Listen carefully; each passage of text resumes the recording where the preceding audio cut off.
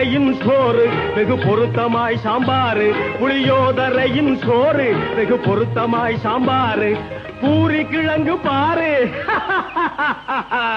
இதுவே எனக்கு ஜோறு. கல்யாண சமையல் சாதம் காய்கறிகளும் பிரமாதம், அந்த கௌரவ பிரசாதம் இதுவே எனக்கு போதும்.